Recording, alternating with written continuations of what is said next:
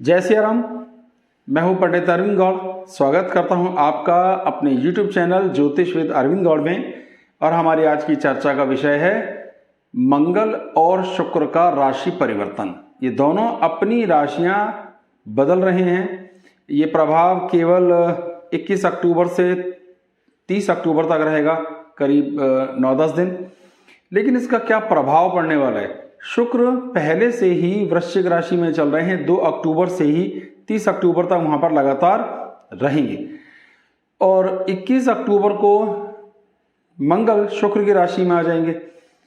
तो ये जो कॉमन पीरियड रहेगा केवल 9-10 दिन का रहेगा। तो इसका क्या प्रभाव देखने में आएगा, इस पर चर्चा करते हैं। शुक्र जो है जल तत्व का एक ग्रह है, सौम्य है, गुरु है, और उसका अपने एक कारकत्व है। और वो वृश्चिक राशि में गया, वो भी जल तत्व की है। अब वृश्चिक राशि तत्व तो उसकी दोनों का पानी हो गया, जल हो गया, पानी में पानी मिल गया, दोनों मिक्स हो गए, तासीर बदल गई। जो शुक्र है उसका कारकत्व है प्रेम, अपनापन, धन, आनंद, ऐश्वर्य, वैभव। और वृश्चिक का है मारधाड़, गुस्सा, क्योंकि कंट्रोलर मंगल है ना, तो गुस्सा, जिद, हासिल करने का जुनून और क्रोध। तो इससे क्या हुआ कि शुक्र की मिक्सिंग खराब हो गई, शुक्र गड़बड़ हो गया, शुक्र का व्यवहार बदल गया, उसका अंदाज बदल गया।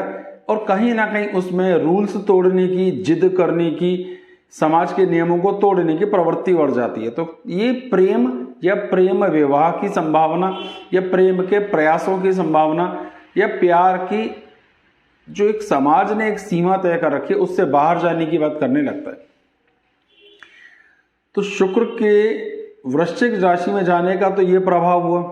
अब एक और घटना जो 21 तारीख को होगी, तुला राशि जो शुक्र की राशि है उसमें आ जाएंगे मंगल।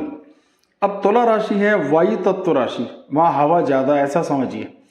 और मंगल है गर्म, उष्ण, तो और गर्म हो जाएंगे, तो उस भाव को और गर्म करेंगे। तो ऐसे समझ लीजिए कि मेरे घर पुलिस आ गई और मैं थाने में हूं, दोनों सूरतों में नुकसान मेरा हुआ, पुलिस का क्या बिगड़ा इसमें। तो यहां पर न वृश्चिक राशि को तकलीफ हुई, ना ही मंगल ग्रह को तकलीफ हुई। अगर तकलीफ हुई सबसे ज्यादा तो शुक्र को और शुक्र की राशि को हुई। और शुक्र क्या है?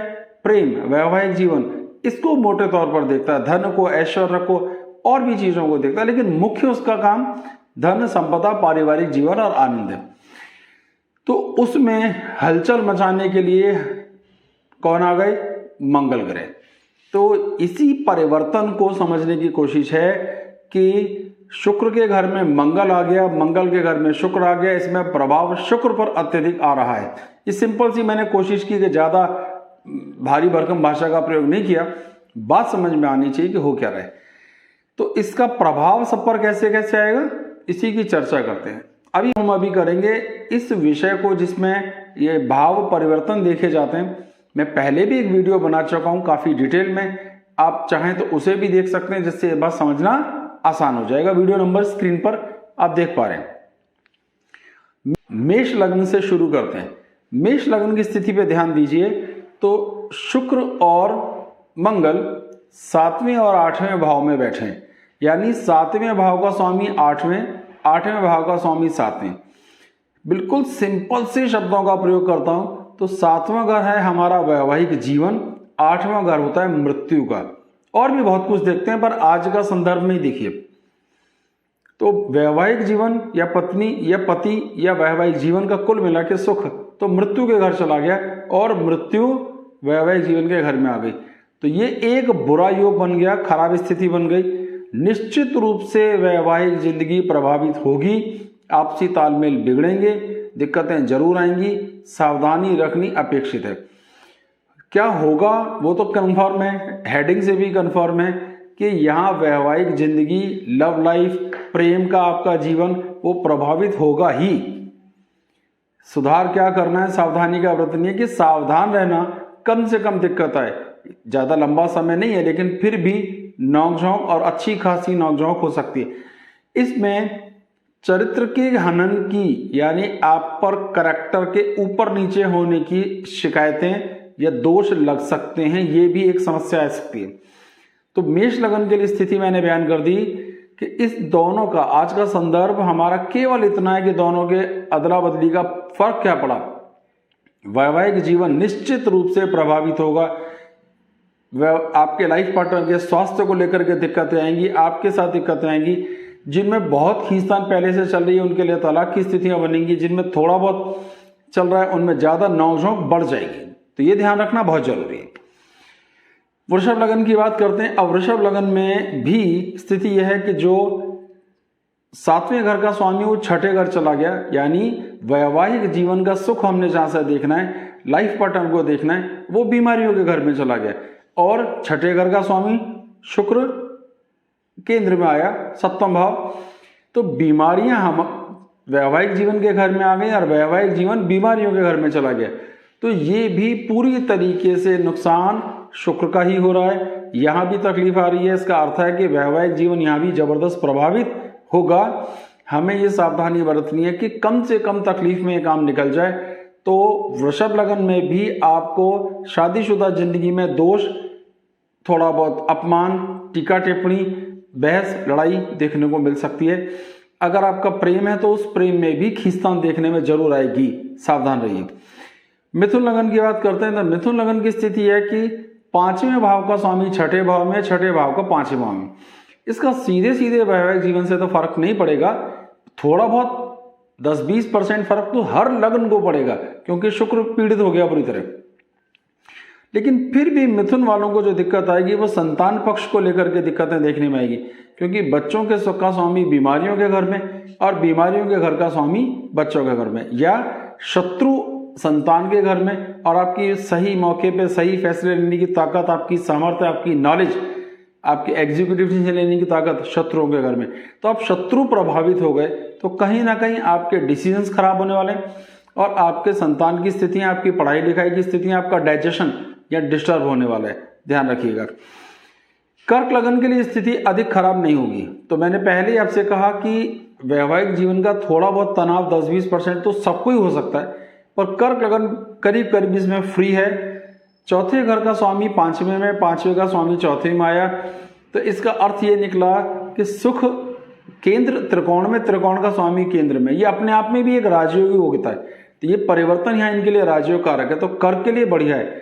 तो ज्ञान का, लाभ का, इमेज का, आपको आपकी मेहनत का, संतान, संतान से सुखों का ये तालमेल बनेगा। तो लगभग कर्क को कोई नुकसान नहीं है, ये बिल्कुल ठीक है, बहुत अच्छा है। सिंह लगन की बात करते हैं तो 3रे भाव का स्वामी 4थे भाव में, 4थे भाव का स्वामी 3रे भाव में। ये स्थिति भी एवरेज अच्छी है।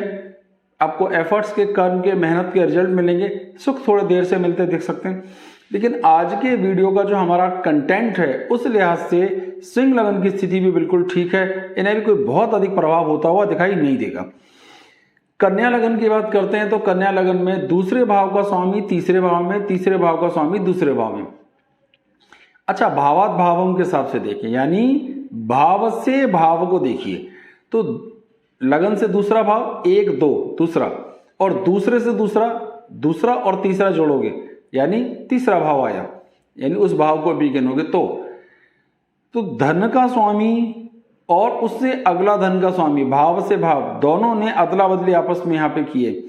फिर से समझ लीजिए कि जो दूसरा भाव है वहां मंगल, और मंगल से अगले भाव में शुक्र गए, तो ये धन के लिए अच्छा है, एफर्ट्स के लिए अच्छा है, प्रयास के लिए अच्छा है। तो कन्या लगन को भी कोई बहुत बड़ा तकलीफ वैवाहिक जीवन की नहीं है कि हो सकता है थोड़ा बहुत स्वास्थ्य की तकलीफ जीवन साथी को हो जाए, ये बड़ा माइनर सा फीचर रहेगा, थोड़ा बहुत फर्क तो सबको ही आने वाला है। तुला लगन, अब तुला लगन का स्वामी ही चला गया 2रे घर में, 2रे घर का लगन में। प्रतिस्थापन के सिंपल नियम के हिसाब से तो ये स्थिति अच्छी है, इसमें धन, इसमें सामर्थ्य, इसमें पोजीशन इंप्रूव होने वाली है, ये कोई नुकसान नहीं है। लेकिन वैवाहिक जीवन के हिसाब से कहीं ना कहीं मंगल का लगन में आना और लगन का 2रे घर में जाना थोड़ा गड़बड़ हो गया, तो ये बहुत माइनर इफेक्ट देखने में आ सकते हैं। लगभग बिल्कुल ठीक है, कोई बहुत बड़ी समस्या तुला लगन को भी नहीं आएगी। अब बात करते हैं वृश्चिक लगन की। लगन का स्वामी 12वें और 12वें का स्वामी लगन में, निश्चित रूप से खराब है वैवाहिक जीवन का तालमेल, आपसी एडजस्टमेंट की दिक्कतें, एक दूसरे के ऊपर भरोसा, एक दूसरे का सहयोग घटेगा। तो ये स्थितियां वृश्चिक के लिए बाकायदा खराब आने वाली हैं।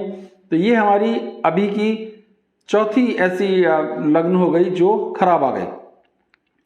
धनु की बात करते हैं। धनु में देखिए तो 12वें घर का स्वामी 11वें में, 11वें घर का स्वामी 12वें में, क्योंकि इफेक्ट यहां 12वें भाव पे ज्यादा पड़ गया और 12वां भाव हमारे वैवाहिक जीवन के सुख को देखने के लिए, तो इनको भी शादीशुदा जिंदगी में, प्रेम वाली जिंदगी में कुछ तकलीफें साफ साफ देखने में आएंगी। तो ये बहुत अच्छी स्थिति यहां पर इनके लिए भी नहीं है। इफेक्ट इनको भी पड़ेगा आपसी तालमेल को लेकर, खींचतान को लेकर, दोष लगने को लेकर के। तो मैं ये तो बता रहा हूं कि प्रॉब्लम आएगी, सावधानी आपको रखनी है। कोई बड़े इलाज की इसलिए जरूरत नहीं है कि 9-10 दिन की बात है, पर देखिए असर कितना आएगा, फील कीजिएगा और फिर बताइएगा।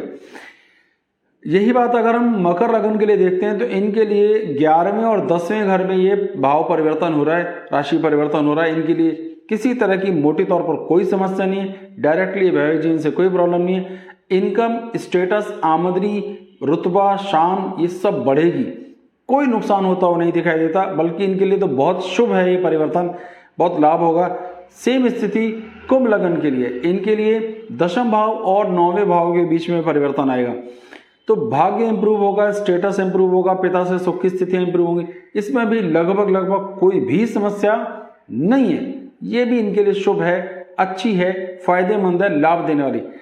अब बात आ गई मीन लगन की। अब मीन लगन के लिए स्थिति में ध्यान देंगे तो वो अष्टम भाव और भाग्य के बीच में आया। डायरेक्टली तो इनका भी वैवाहिक जीवन से कोई लिंक नहीं आएगा, लेकिन भाग्य की जबरदस्त कमजोरी हो गई। भाग्य के कमजोर होने का सारा नुकसान देखने में आएगा। तो इनके लिए भी योग, ये प्रतिस्थापन ज्यादा अच्छा नहीं है। थोड़ा बहुत वैवाहिक जीवन का प्रभाव तो सब पे आएगा। देखो देखना कैसे था, किन किन भावों के बीच में ये प्रतिस्थापन हुआ। अच्छे भाव और अच्छे भाव के में होगा तो शुभ फल आएगा, बुरे भाव और बुरे भाव के बीच होगा तो बहुत बुरा, थोड़ा अच्छा थोड़ा बुरा, यानी एक केंद्र में है एक खराब है, एक त्रिकोण में एक छठे में है, एक त्रिकोण में एक 8वें में। यह ये कॉम्बिनेशन जिस राशि पे ज्यादा दबाव है उस दृष्टिकोण से देखा जाना चाहिए।